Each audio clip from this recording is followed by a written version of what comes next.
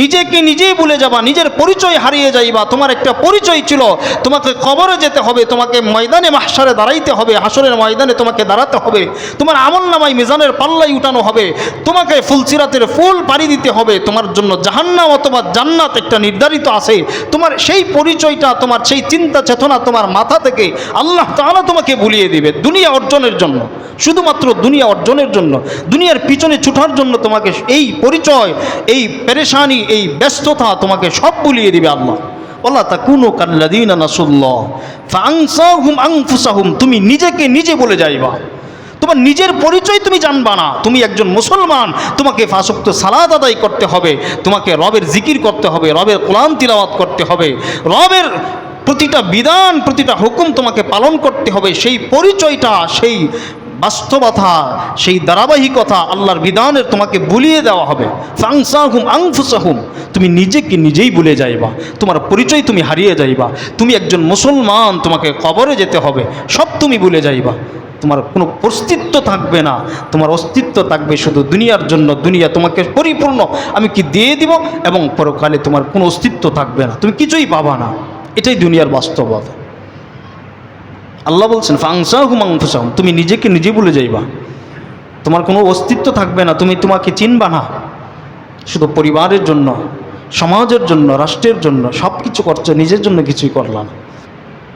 দুনিয়া সাজাইবার জন্য কত পেরেশানি, কত ব্যস্ততা তোমার, সেই ব্যস্ততা একদিন শেষ হয়ে যাবে।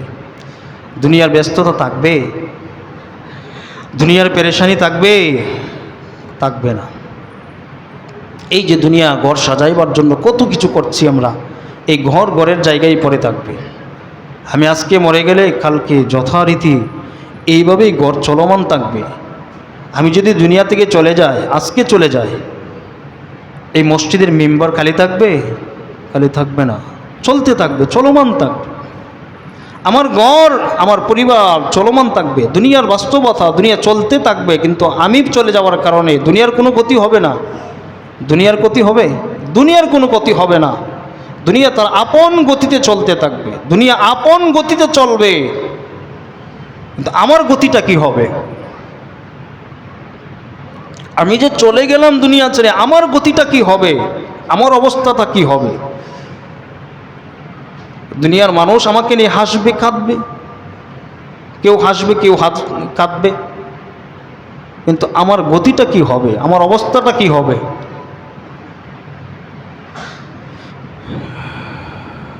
এজন্য প্রিয় মুসল্লি ভাইয়েরা,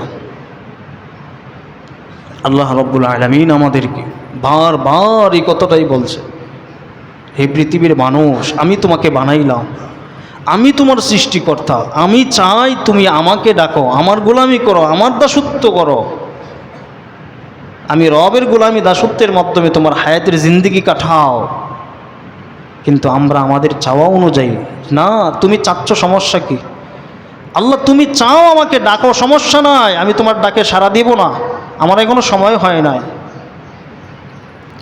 আমার এখনো সময় হয় নাই তোমার কাছে তোমার কুদরতের পায়ে সেজদা দেওয়ার সময় হয় নাই।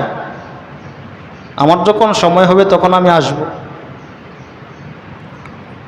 এটা আমরা চাই, এটা আমরা করছি। হ্যাঁ, আল্লাহ যখন ডাক দিবে তখন আর এই সুযোগ হবে না, এই সুযোগ থাকবে না। প্রিয় মুসল্লি ভাইরা, পায়ে হাত ধরে বলছি, আমরা আমাদের জীবনটা পরিবর্তনের জন্য দুনিয়া ছেড়ে দিই।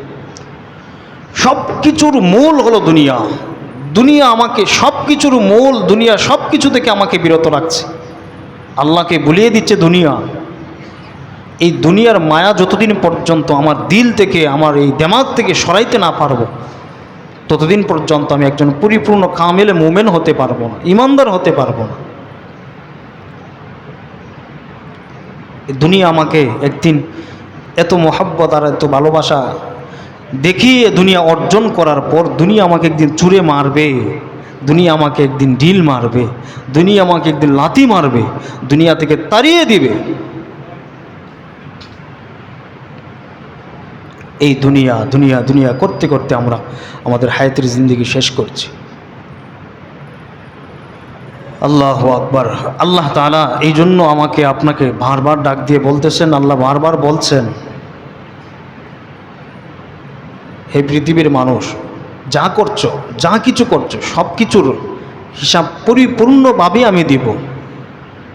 ভালো করছো সেটার পরিপূর্ণ ফল তুমি পাবা, মন্দ করছো পরিপূর্ণ ফল পাবা, তোমাকে দিব এবং স্পষ্টভাবে সবার সামনে প্রকাশ করে দিব। এখন গোপনে গুনাহ করছো, কেউ দেখে নাই, দুনিয়ার কেউ দেখে নাই তোমাকে, তোমার মা বাবা সন্তান সন্ততি স্ত্রী পরিবারের কেউ দেখে নাই তোমাকে, সমাজের কেউ দেখে নাই, গোপনে গুনাহ করছো। আমি আল্লাহর চোখ তো আড়াল করতে পারবা না, আমি আল্লাহর চোখ ফাঁকি দেওয়ার সুযোগ নাই।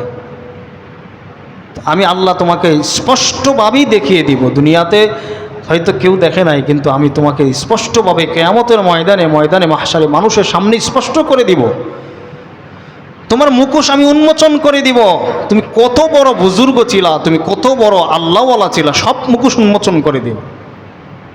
সেদিন কি হবে?